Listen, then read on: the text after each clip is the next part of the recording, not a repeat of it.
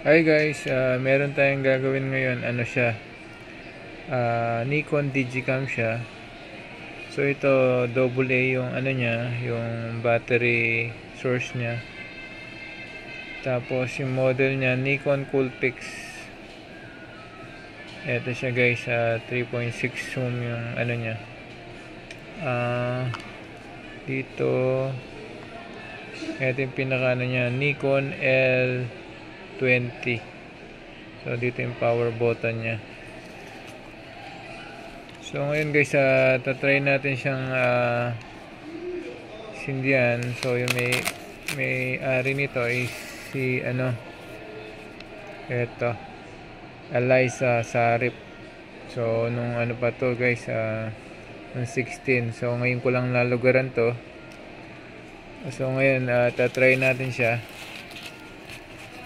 gagawin.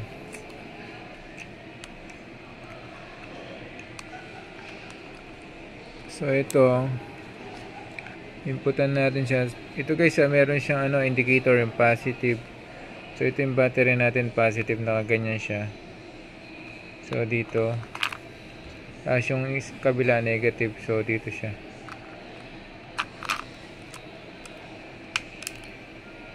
So hindi na gano'n nagki-clip yung ano niya.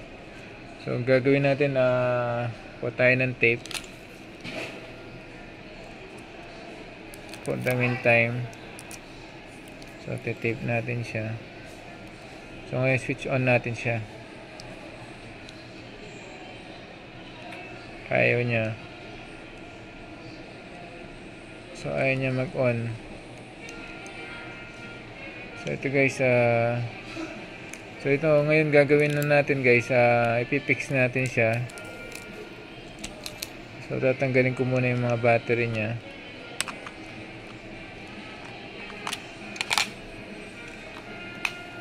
Tapos guys, dito meron siyang screw 1, 2, 3.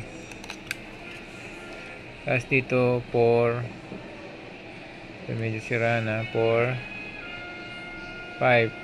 So dito sa itaas wala naman siya. So ngayon guys, di-disassemble na natin siya. Ayan. So itong kabila.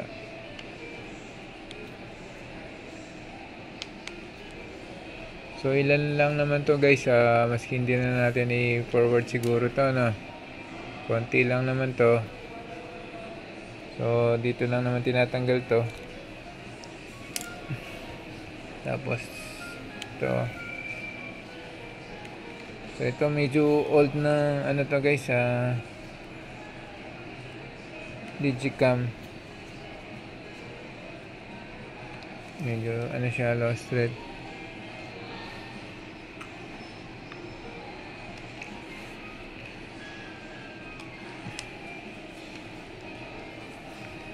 So guys, baka makakuha naman to sa pry. So ito guys, kung hindi man to maano, so baka lost thread na to. So minsan na tatanggal naman to maski lost thread. So gagawin nyo guys, kung meron kayong ano, pang pry na ganito, yung hindi ganong matalim na ano, steak knife o kahit anong pwedeng pang pry dito sa gilid na to, na pumasok para matuklap nyo siya. Ayun. So, ayan. Okay.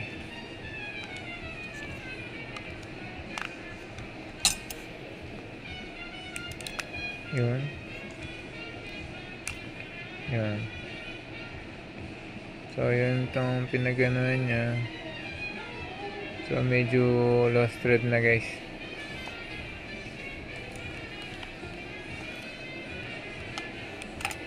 Tapos ito, yung LCD niya ganito. So wala siyang screw dito. Hindi siya naka-attach yung pinaka frame niya sa ano. So gagawin natin, i-ano natin siya. Ayun. Yun. So, ang gagawin natin dito guys, para makita natin yung board niya. usual na ginagawa natin, nire-reheat natin yung board niya pag ganito siya. So tine-check ko muna kung may shortage yung board niya, tapos kung wala, pwede na natin i-proceed yung pag-heat. So ito dandahanan nyo lang yung flex niya guys, medyo maninipis yung mga flex nito. So ito gagawin natin guys, tatanggalin natin yung ano dito, meron siyang screw rito, dito, saka dito, saka ito. So yun lang.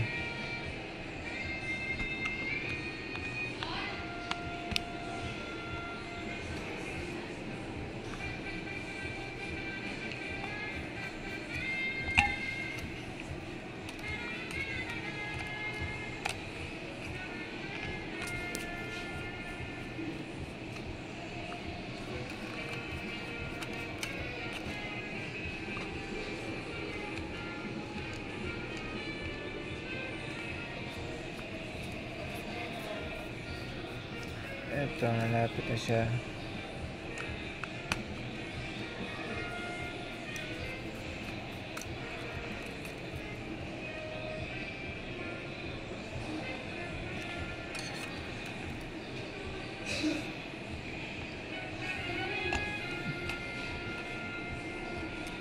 So yan. So ito yung flex niya guys. Ito gagawin nyo, meron siyang clip. So dahan-dahanin nyo lang siya. So ito yung pinaka clip niya guys. Tataas nyo to. Ayun. So natanggal na pagkakaan niya. Tapos ipupull nyo pa atras. Ito siya. So ito sobrang nipis nito. Huwag nyong ganong babaliin to guys na itutuwid nyong ganyan, kasi madali siya maputol, manipis. Okay. So ito pag ano siya, huwag nyo siyang ihigang ganito na lang guys. Yan, ganyan. Ito na yung board nya guys. So ngayon maghahanap tayo ng capacitor na pwede natin i-test na hindi magbabaser. Ito guys, dalawang dulo to, magkabila ito capacitor to. So, sobrang ano nito guys, ito siya. Yan. So itetest natin to magkabila. Kailangan nito pag tinest natin dito saka dito, wala siyang buzzer na ano, na connected sila sa isa't isa. Kasi pag nagbabuzzer yung ano guys, gagamit tayo ng tester. So ganito yung tester. So yung tester natin ganito siya. Yan. So ito i-set natin siya sa buzzer. Ito yung buzzer niya. So ito yan. Ayan. So ito yung pinaka ano niya. Yan. So ito yung dalawang test rod niya guys. Ito yung red, yung black, tapos yung red. Ito yung pinakadulo nila. So yan, di ba? Pag nagko-connect sila, ibig sabihin connected sila sa isa't isa. So ano siya, shorted siya. So ngayon gagawin na natin dito sa kabila itong pinaka sinabi ko sa inyo. So makikita natin bakit wala siyang power ito. Tingnan natin kung shorted yung board niya. So ito applicable din to sa mga laptop din guys, sa mga ibang electronics, sa mga TV, sa mga board ng TV. Pag may shorted siya, manap lang kayo ng parang brown na ganito, tapos i-test nyo siya. Kung magbabaser siya, so short siya. So ayan guys, hindi siya. So wala siyang short. Ayun, dito ibig sabihin ng pagbabaser nito, itong kabilang dulo na to, ito yung negative. So ito yung negative. So ito yung negative guys. Kaya ito ano siya, direkta siya sa board. Okay, kaya nagbabaser siya. Pero itong kabila, hindi siya direkta. Hindi siya nakadikit mismo sa ground. Okay, yung kabila niya. So ito, kung magkabila silang shorted sa ground, sa pinaka board niya, ito, makikita niyo naman yung ground niya guys, yung mga kulay copper na yan. Yan mga ano yan, mga negative talaga yan, mga ground. Ibig sabihin ng ground yung negative guys. Yan. So yan ground. Yung kabila wala. So ngayon proceed tayo. So next step natin guys, kung wala sila, hanapin nyo yung pinaka ano nito. So sa sobrang liit nito, sa sobrang dami, so gagawin na natin guys yung medyo fast procedure natin, yung ginagawa natin, re-reheat natin to lahat. Okay, okay guys, ganun gagawin natin. So tatabi ko na muna to yung mga gamit natin.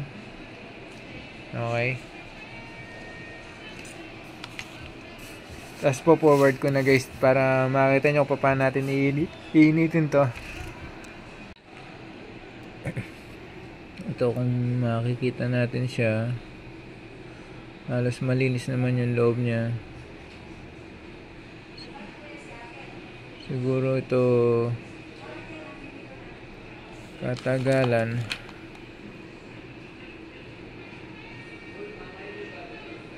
ano niya. So yung pinaka power fuse niya, so hindi natin makita yung power fuse niya guys, so sobrang liit. So gagawin natin guys yung usual na ginagawa natin, iinitin natin yung board niya. So ito guys, gagamit tayo ng flux. Itong flux na to, so dito natin ianin natin yung mga ano niya. Ito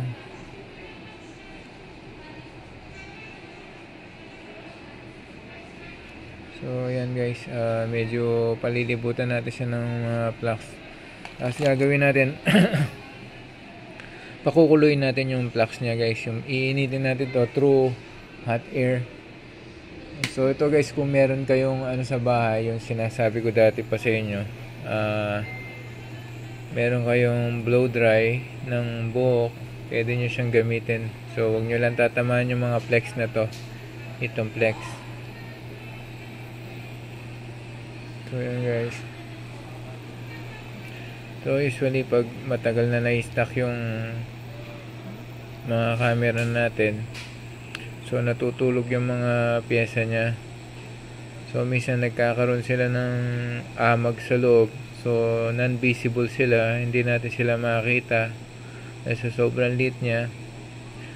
Nadidetach na yung mga paa, yung mga paa ng mga IC na to. Ito tinututukan ko. So ayan, ito sobrang dami na rin kasi ng mga camera guys, di ba? Iba-iba yung mga model nila. May Coolpix, Fuji, Sony, ano pa ba? Sanyo, Samsung. So minsan mahirap na siya, nahihirapan din akong tumingin ng ano, yung kamukha nila ng board.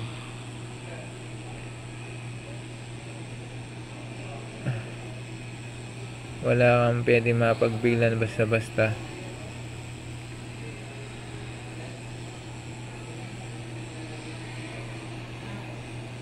And guys, hanggang medyo pag uminit yung board niya guys, sigurado kakapit yung mga pyesa nito. Sana doon nanggagaling yung mga problem niya. So makikita niya naman na minsan magme-melt yung liquid niya guys pag inano natin to ng mainit. So yun, nagme-melt siya. So yung melt na yun, yan yung parang tubig-tubig na yan. So papasok yun doon sa mismong mga singit-singit ng mga ano guys, yung mga pin. So gagawin niya, mas madali niyang i-absorb ng metal mas madali niyang pagdidikitin yung mga ano nila, mga components guys. Kasi hindi pwede din na ano, minsan pwede makakuha ng walang mga plugs na ganun, pero minsan mas maganda rin may plugs ka para mas mabilis siyang mag-init, kumapit yung mga component. So ito guys, hindi naman nakakasira ng ano to, dahil hindi siya tubig. So parang grease siya guys. Wag lang sobrang dami yung paglagay nyo. Tapos pagkatapos naman ito, ano naman natin gagawin natin, lilinisin natin siya ng ano, ng lighter fluid.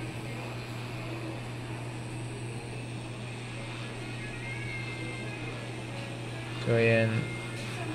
So siguro ito pag pinapainit nyo mga 5 to 10 minutes guys, na ano, mild lang yung init guys ha. Wag sobrang init kasi pwedeng hindi na umandar, lalong hindi umandar yung pyesa nyo, hindi umandar yung camera nyo, o kaya minsan may malusaw na pyesa.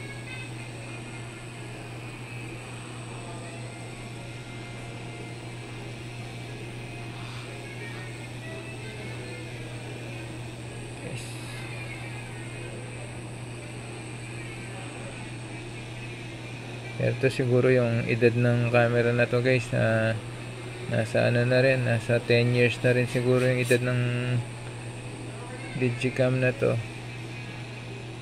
Kasi bago pa mag ano mag-evolution yung mga smartphone. So ito yung mga nauna guys talaga.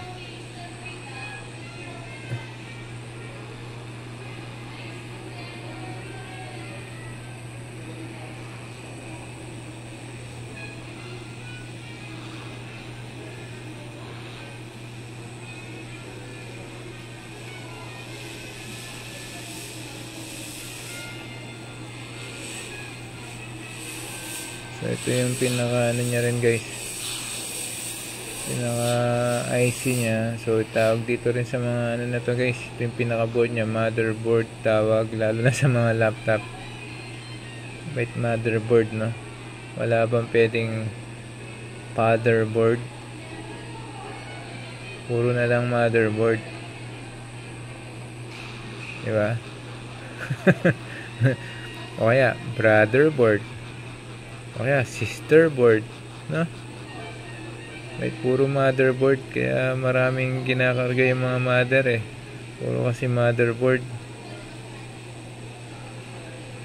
Eto. So yan guys, medyo ano na sila, mainit na. Siguro maski pa paano kumapit na yung mga pyesa nito. Ayan, nakikita nyo minsan, ayun meron medyo kumukulo-kulo ng konti yung mga liquid nya.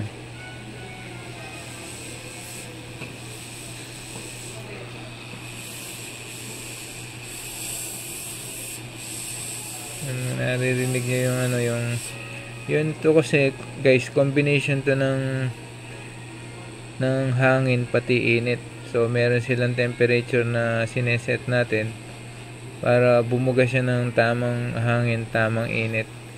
So kaya lang to guys, kaya kung wala kayong mga ganito, lalo na malalayo kayo tapos nahihirapan kayo pumunta sa technician, yung ibang solusyon lang talaga, gumamit kayo ng hot air.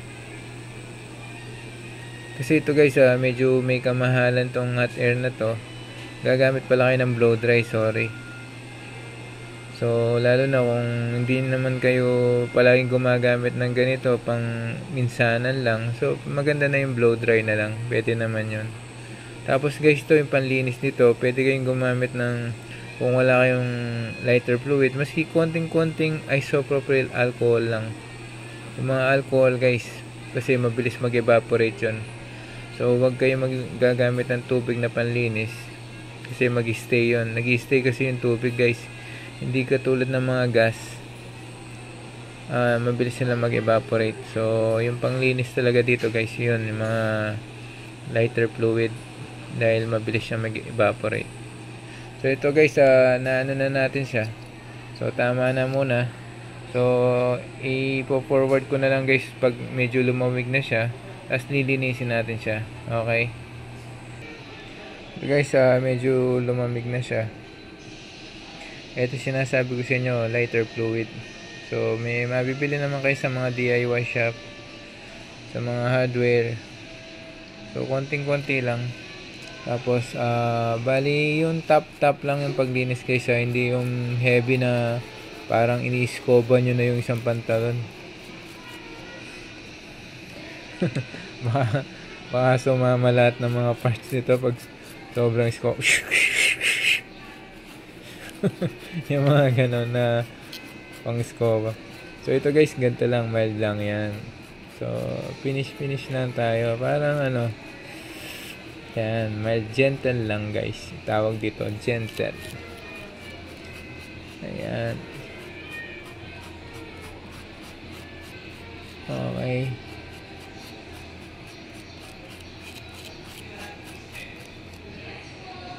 So konti pa para mawala yung grease. Yan, yung grease niya. So tapos ito nag-evaporate naman guys yung ano, lighter fluid.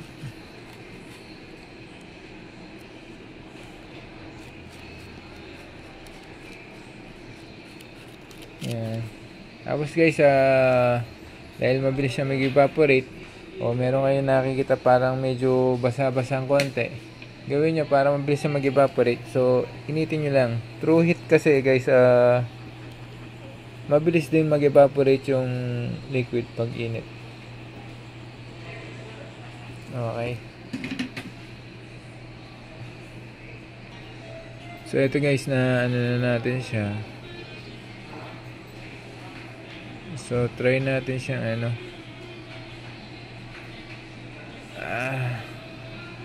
Ito guys, senior cut ko na. So ibabalik na natin siya. So assemble na natin siya guys. Kailangan. So kung paano nyo tinanggal kanina guys yung mga tornilyo nya, ganun nyo rin siya ibabalik. So para makita na natin kung working yung ginawa natin. So ito guys, dahan-dahanin nyo lang guys yung ano nya.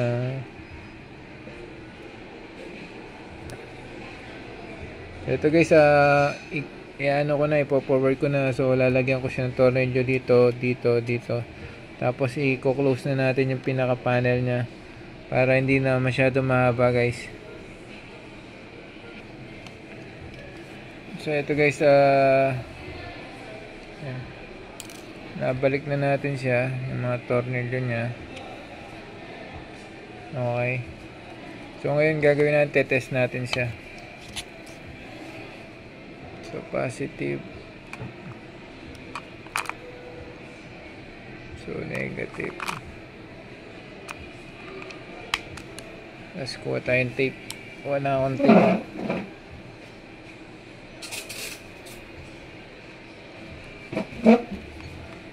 So tape natin siya dahil lumuluwag yung pinaka battery nya. So try natin. So power on. So dito. Ayun. Kaya lang meron siyang battery exhausted. Eto guys, at least guys, nakapag first step na tayo. So napagsindi na natin siya guys. So ngayon, ano na lang.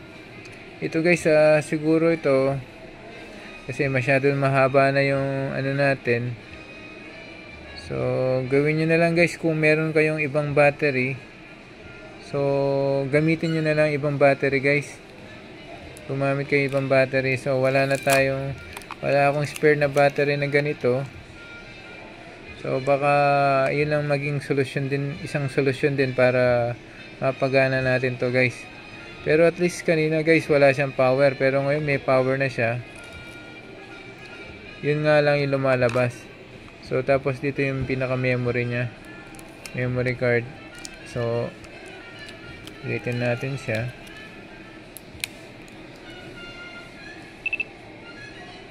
Ayan guys. Ayun guys, eto pasensya na, hindi natin talaga totally na na fix dahil wala tayong battery. So at least guys meron tayong improvement. So nag-on na siya. So baka gumana rin siya guys kalaunan. Okay. So ito guys, pag napagana ko to, iba-vlog ko na lang to, isasama ko sa isang vlog natin sa paggawa ng mga digicam guys. Pag nakaano ko ng battery. Okay guys, guys hanggang dito na lang muna. Sana may natutunan kayo. At least no sa pagre-rate natin ng board, meron siyang lumabas na o meron resulta na improvement yung mga ganito guys. Kasi sa sobrang tagal na naka-stock, natulog talaga yung mga board nito. So ilang guys, sana salamat sa panonood ng vlog natin. Lagi kayo sumubaybay. Tapos subscribe nyo guys yung channel natin para baka malay nyo makatulong sa inyo.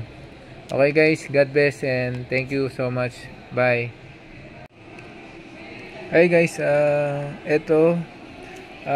welcome back dito sa ginagawa natin na full fix. So hindi ko na muna tatapusin yung vlog. Hindi ko na muna upload yung isang vlog na to hangga't hindi natapos ito.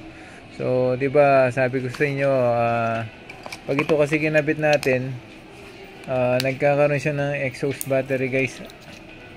'Di ba? So positive, negative. Ayun no. So battery exhausted. Ibig sabihin guys, may nang klase yung battery natin. So ngayon guys, gagawin ko, ginawa ko, bumili ako ng Energizer na battery guys. 2 piraso lang guys, yung presyo niya 145. So eto siya. So gagawin natin, papalitan natin siya.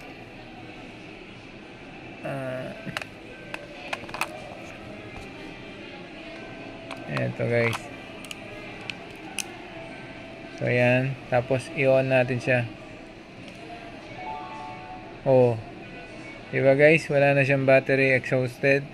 Kaya lang guys, meron siyang out of memory. So hindi pa fully fix yung natin, camera natin. So gagawin natin, magta-try tayo ng memory card guys. Papatayin ko muna.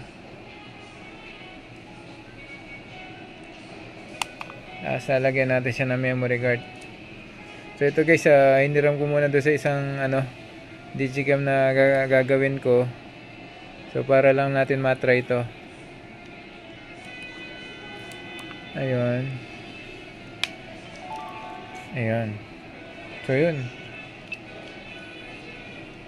Ayan. Diba? So gagawin natin, magsha-shot tayo. Yun. Okay na siya. Ayan, di ba? Mission accomplished tayo guys. So, ngayon gagawin natin isa pa. Ayun. Di ba guys, at least na gawa na natin. So, hindi na tayo nang hula na kailangan gumamit tayo ng bagong battery. At least ito, napatunayan ko sa inyo na kailangan kayong gumamit ng bagong battery guys, yung medyo malakas yung niya. Ito kasing medyo ever ready guys, maski na super heavy duty siya, mahina yung pinaka amps nito. Hindi katulad ng Energizer na mahal, pero good siya. Ito guys, patayin ko na siya guys. Ayun guys, tinatapos na natin ulit yung vlog na to. And sana nagustuhan nyo yung pagre-repair natin at may natutunan kayo. Pa-subscribe na rin guys kung pwede lang din i-like nyo, tapos i-share nyo. Thank you so much and God bless. Bye.